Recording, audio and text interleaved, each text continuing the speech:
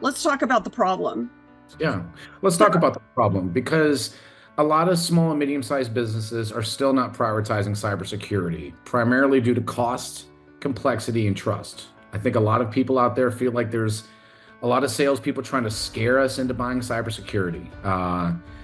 And I'm willing to bet a lot of people felt the exact same way when there are salespeople trying to convince everyone to get insurance for their cars and for their physical bodies. I'm sure everyone felt the exact same way at the time. I'm fine now. Why do I need to pay? Here is the truth of what's going on. If you're reading the news, you'll know that United Healthcare got hacked last year, and 150 million American Social Security numbers, personal data, addresses were released to the dark web.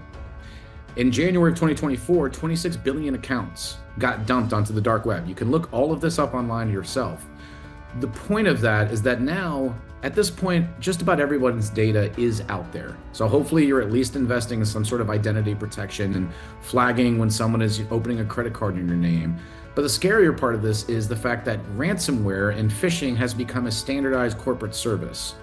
You do not need to be able to design these programs. You don't need to know how to hack into a system. You just have to be the kind of person who's willing to steal from people, especially uninformed people. And the way you do it now is you can purchase phishing as a service, ransomware as a service. They're automated softwares with a lot of AI behind them. Again, this is all in the last 18 months. And what's happening in the connection with that in our data is the fact that everyone's data is living on black markets in the dark web. These people are able to go to marketplaces and purchase large customer lists based on all kinds of demographics. Any demographic that a TV channel is considering when doing their advertising, they have the exact same demographics.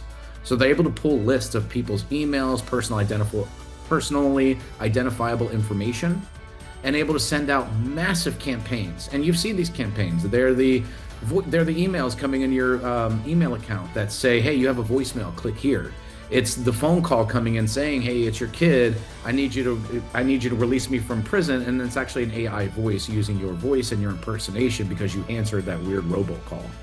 It's all of that. And the reason SMBs and mid-sized businesses are becoming such a target is for two reasons. One, the majority of them are unprotected. So when these emails get through and users click and they lose access to all their data and they have to pay a ransom, you have to remember, for the hacker, it didn't cost anything. So for them, picking up $5,000, $20,000, $30,000 off of small businesses may not seem like a big target, but when it's free and you can get it through volume, it becomes a pretty good target. And secondly, they also know that there's something called a vendor tree. Small and medium-sized businesses are most often dependent on selling to larger clients. And with those larger clients, there's things called vendor portals where they go and they submit their invoices and they get paid, etc. That is how these people are getting into large companies. When all of those car dealerships went down earlier this year, if everybody remembers, all car dealerships just about around the country were doing everything on paper. They had no access to their systems. It's not because all the car dealerships got hacked. It's because a small software company with 80 employees got hacked and they were providing software to tens of thousands of dealers. And that's how it gets started. And unfortunately, it might sound scary, but that's the world we live in. Cancer is scary too, and we're not afraid of talking about that kind of treatment.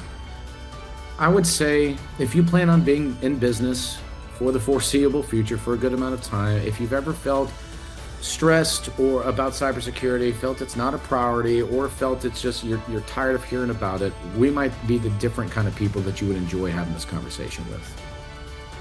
Well, thank you. Thank you, Emilio. I appreciate you. Thank you for your time. Have a marvelous day.